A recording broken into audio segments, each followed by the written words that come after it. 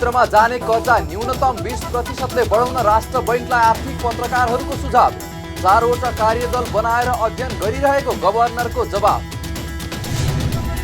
व्यावसायिक हवाई उडान सुचारू भएपछि मात्रै नयाँका लागि श्रम स्वीकृति खुला हुने सरकारको भनाई। पुनः श्रम स्वीकृति भने देशभरका कार्यालयमा सुचारू। र सोमबार शेयर बजारमा दोहोरो अङ्कको छलाङ। होटल, बिमा र लघुवित्तका शेयरमा लगानीकर्ताहरू बढी आकर्षित।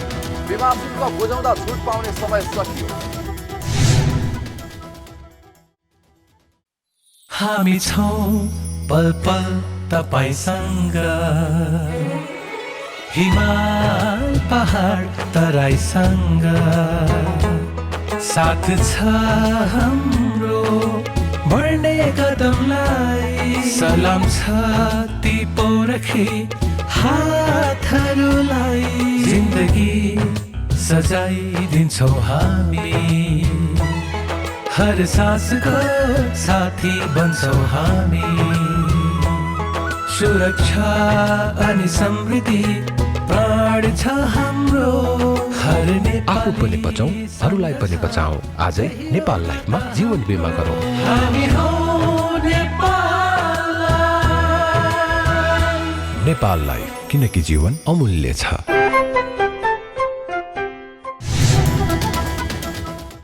नमस्कार, कारोबार समाचारमा स्वागत छ। अब समाचार विस्तारमा। आर्थिक पत्रकारहरूले निजी क्षेत्रमा जाने कर्जा न्यूनतम पनि 20%ले बढाउन राष्ट्र बैंकलाई सुझाव दिएका छन्। आर्थिक पत्रकारहरूको संस्था नेपाल आर्थिक पत्रकार समाज सेजनले मौद्रिक नीति सम्बन्धी सरकारवालासँग गरेको अन्तर्क्रियापछि एकीकृत सुझाव पेश गर्दै कोरोना महामारी पछिको अवस्थालाई विश्लेषण गरी अर्थतन्त्रलाई चलायमान बनाउन निजी क्षेत्रमा जाने कर्जा बढाउन सुझाव दिएको हो। सेजनका अध्यक्ष भीम गौतमले राष्ट्र बैंकका गभर्नर महाप्रसाद अधिकारीलाई हस्तान्तरण गरेका सुझाव सहितको प्रतिवेदनमा नगद प्रवाहको समस्या भएका ऋणीहरूलाई सहुलियत ब्याज दरमा 15 देखि 20% बैंकिङ क्यापिटल दिनुपर्ने र सो कर्जाको भुक्तानी अवधि लम्ब्याउन उल्लेख गरेको छ। नेपाल आर्थिक पत्रकार समाज सेजनले नेपाल राष्ट्र बैंकलाई चाहिँ आगामी मौद्रिक नीतिमा के कुरा समावेश गर्नुपर्छ भनेर हामीले विभिन्न सुझावहरू दिएका छौँ। त्यस क्रममा चाहिँ हामीले चाहिँ कमसेकम निजी क्षेत्रलाई प्रवाह गर्ने ऋण चाहिँ 20%सम्म पुग्नुपर्छ भन्ने हाम्रो छ। किनभने अहिलेको जुन कोभिड-19 पछिको जुन परिस्थिति छ, आर्थिक चलायमान बढाउनु पर्ने आवश्यकता छ, आर्थिक गतिविधिहरू बढाउनु पर्ने छ र अर्थतन्त्रलाई चलायमान बनाउने क्रममा चाहिँ निजी क्षेत्रलाई अलिक प्रोत्साहन दिनुपर्छ भन्ने हाम्रो छ। त्यो सँगसँगै हामीले अरू कुराहरूमा पनि धेरै सल्लाह सुझाव दिएका छौँ। जस्तै यो अवधि छ त्यसमा सामा ब्याजलाई चाहिँ पुँजीकरण गर्नुपर्छ भन्ने पनि सल्लाह दिएका छौँ। त्यसै गरी 15 देखि 20%सम्म चाहिँ वर्किङ कार्यशील पुँजी भने वर्किङ क्यापिटल दिनुपर्छ, ताकि चाहिँ अहिले कोभिडको कारणले गर्दा समस्यामा रहेका उद्योगहरू कल कारखानाहरू सञ्चालन हुन् र आर्थिक गतिविधि बढुन् भन्ने हाम्रो कुरा छ भने। त्यसै गरी अब एसएमईहरू धेरै साना तथा लघु आयोजनाहरू त्यसै गरी घरेलु तथा साना उद्योगहरू पनि प्रभावित भएको छन्। ती सबैलाई चाहिँ कहीँ न कहीँ प्रोजेक्ट फाइनेन्सिङको कुराहरू ल्याउनुपर्छ। त्यसै गरी चाहिँ अर्को चाहिँ जुन ऊर्जा, पर्यटन, कृषि लगायतका क्षेत्रहरूमा काम गर्नुपर्छ। विदेशबाट फर्केका नागरिकहरूको लागि जो फर्कँदैछन् उनीहरूको रोजगारी सिर्जनाको लागि मौद्रिक नीतिमा व्यवस्था गर्नुपर्छ लगायतका थुप्रै कुराहरू हामीले चाहिँ सुझावको रूपमा दिएका छौँ। र यसको अर्थ चाहिँ के छ भने आज हामी जुन अलि विशेष परिस्थितिमा छौँ, कोभिड पछि सबै उद्योग धन्दा व्यवसायहरू सञ्चालनमा छैनन्, घरेलु तथा साना उद्योगहरू पनि समस्यामा छन्। यो अवस्थामा त्यसबाट बिउतनको लागि, हाम्रो अर्थतन्त्रलाई पुनर्जीवन दिनको लागि र यसको कारणले गर्दा समस्यामा रहेका उद्योगहरूलाई अगाडि बढाउनको लागि चाहिँ मौद्रिक नीतिले विशेष व्यवस्था गर्नुपर्छ भन्ने हाम्रो चाहिँ सुझाव छ। कोभिड-19 का कारण रोजगारी गुमाउनेलाई उद्यमशीलता र रोजगारीका अवसर विस्तार गर्न राष्ट्र बैंकको प्राथमिकता प्राप्त कर्जा कार्यक्रम अन्तर्गत सबै खाले घरेलु तथा साना कर्जा प्राप्त गर्न सक्ने व्यवस्था गर्न तथा लघु घरेलु र साना उद्यमका लागि 20 लाखसम्मको परियोजनामा आधारित फाइनान्सिङको व्यवस्था गर्नुपर्ने सुझाव पनि दिएको छ। यस्तै व्यवसाय र व्यक्तिगत कर्जामा समेत ब्याज पुँजीकरण सहित असरको अवस्था हेरी सामा ब्याज भुक्तानी तालिका न्यूनतम 6 महिनादेखि बढीमा 2 वर्ष लम्ब्याउनु पर्ने तथा प्राथमिकता प्राप्त क्षेत्र कर्जा तथा प्रत्येक शाखाबाट दिने सहुलियत कर्जा लगायत सबै मापदण्ड पूरा गर्नेलाई तोकिएको कर्जा र निक्षेप ब्याज दर अन्तरमा 0.25% बढी मार्जिन दिने लगायतको 2 दर्जन सुझाव पनि दिएको छ।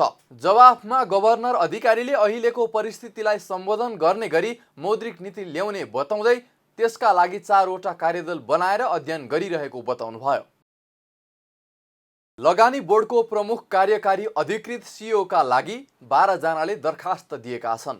बोर्डका सिइओ महाप्रसाद अधिकारी कार्यकाल बाँकी रहँदै नेपाल राष्ट्र बैङ्कको गभर्नर बनेपछि खाली रहेको बोर्डको सिइओका लागि 12 जनाले दरखास्त दिएका हुन्। असार 5 गते दरखास्त आह्वान गरेकोमा शुक्रबारसम्म अन्तिम आवेदनको समय थियो। आवेदन दिनेमा राष्ट्रिय पुनर्निर्माण प्राधिकरणका प्रमुख कार्यकारी अधिकृत सुशील गेवाली, प्रदेश 1 लगानी प्राधिकरणका प्रमुख कार्यकारी अधिकृत डाक्टर सरोज कोइराला, विद्युत नियमन आयोगबाट राजीनामा दिएका र पहिला बोर्डमै परामर्शदाता रहेका रामकृष्ण खतिवडा, नेपाल पर्यटन बोर्डका पूर्व प्रमुख कार्यकारी अधिकृत दीपक राज जोशी, विशेष औद्योगिक क्षेत्र सेजका पूर्व कार्यकारी निर्देशक चण्डिका प्रसाद भट्ट र त्रिभुवन विश्वविद्यालयका सहप्राध्यापक डाक्टर रमेश पौडेल छन्। त्यसैगरी राष्ट्रिय योजना आयोगमा सदस्य सुशील भट्ट, सरकारका पूर्व सहसचिव लक्ष्मी विलासी कोइराला, कर्मचारी सञ्चय कोषका पूर्व प्रशासक कृष्ण प्रसाद आचार्य, बैंकर तथा माछापुच्छ्रे बैंकका प्रमुख कार्यकारी अधिकृत सुमन शर्मा, बोर्डमै परामर्शदाताको रूपमा काम गरेका आशिष गजुरेल र शेरजङ कार्की लगायत छन्। विगत 4 महिनादेखि रोकिएको श्रम स्वीकृति खुला भएसँगै काठमाडौँबाट मात्र लगभग 200 भन्दा धेरै युवाले स्वीकृति लिएका छन्। सरकारले असार 18बाट बिदामा आएका श्रमिकको लागि पुनः श्रम स्वीकृति खुला गरेपछि सो संख्यामा स्वीकृति दिएको वैदेशिक रोजगार विभाग काठमाडौँको कार्यालयले जनाएको छ। वैदेशिक रोजगार विभाग काठमाडौँ कार्यालयले पुनः श्रम स्वीकृति खुला भएसँगै शनिबार 47 र आइतबार लगभग 150 सेवाग्राहीलाई स्वीकृति दिएको छ। सेवाग्राहीलाई धेरैभन्दा धेरै सेवा दिने लक्ष्यसहित दैनिक 500 का लागि टोकन वितरण गरे पनि सार्वजनिक यातायात सञ्चालन नआएका कारण टोकन अनुसार सेवाग्राहीले आवेदन दिन सकेका छैनन्। प्रदेश स्तर 6 र काठमाडौँ 1 गरी देशभरका 7 कार्यालयबाट दैनिक 1500 लाई श्रम स्वीकृति दिन सक्ने क्षमता भए पनि नयाँ श्रमिकका लागि श्रम स्वीकृति खुला नगरेका कारण कार्यालयमा भने भिडभाड छैन। विभागका प्रवक्ता भोलानाथ गुरागाईले मन्त्री परिषदको असार 15 गतेको निर्णय अनुसार पहिलो चरणमा पुनः श्रम स्वीकृति दिने निर्णय गरेको बताउनुभयो। उहाँले लकडाउन आंशिक रूपमा खुलेको भए पनि सार्वजनिक यातायात र व्यावसायिक हवाई उडान सुचारू नभएसम्म नयाँका लागि श्रम स्वीकृति खुला नहुने बताउनुभयो। अब अहिले आंशिक रूपमा लकडाउन खुकुलो भएको छ, सार्वजनिक यातायातका सवारी साधनहरू चलेका छैनन्, व्यावसायिक उडान सुरु भएको छैन। त्यसकारणले जबसम्म सार्वजनिक यातायातका सवारीहरू चल्दैनन्, जबसम्म व्यावसायिक उडान सुरु हुँदैन, तबसम्म नयाँ श्रम स्वीकृतिको काम सुरु हुँदैन। यो चाहिँ एक आपसमा अन्तर सम्बन्धित भएको भएर हैन। त्यसो हुँदा नेपाल सरकारले जबसम्म यो विषयमा निर्णय गर्दैन तबसम्म चाहिँ यो विषयको काम कारबाही हामीले पनि खुल्ला गर्न सक्दैनौँ। नोभल कोरोना भाइरस रोकथाम तथा नियन्त्रण उच्च स्तरीय समन्वय समितिले फागुन 29 गतेदेखि रोक्का गरेको वैदेशिक रोजगारीको श्रम स्वीकृति बिहिबारबाट खुला गरेको हो। पुनः श्रम स्वीकृति लिन आउने सेवाग्राहीको स्वास्थ्य सुरक्षाका लागि व्यक्तिगत दूरी कायम गरी श्रम स्वीकृति दिइरहेको विभागले जनाएको छ। गत सातादेखि सुनको मूल्यमा सामान्य गिरावट आउन थालेको छ। सोमबार छापावाला सुन तोलामा 300 रुपैयाँले घटेको छ। छापावाला सुन तोलाको 90,200 रुपैयाँमा कारोबार भइरहेको नेपाल सुन चाँदी व्यवसायी महासंघले जनाएको छ। गत बुधबार सर्वाधिक वृद्धिसँगै 91,700 रुपैयाँसम्म पुगेको सुनको मूल्य घटेर केही दिन यता घट्दै 90,200 रुपैयाँमा झरेको हो। सोमबार चाँदीको मूल्यमा भने कुनै हेरफेर नभएको महासंघले जनाएको छ। सोमबार चाँदी प्रतितोला 940 रुपैयाँमा कारोबार भएको छ। गत बुधबार 960 रुपैयाँमा कारोबार भएको थियो।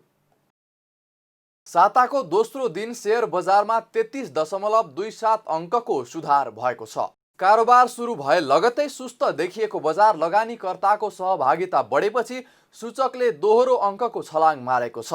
बजार 2.7 अङ्कले बढ्दा सूचक 1298.73 अङ्कमा पुगेको छ।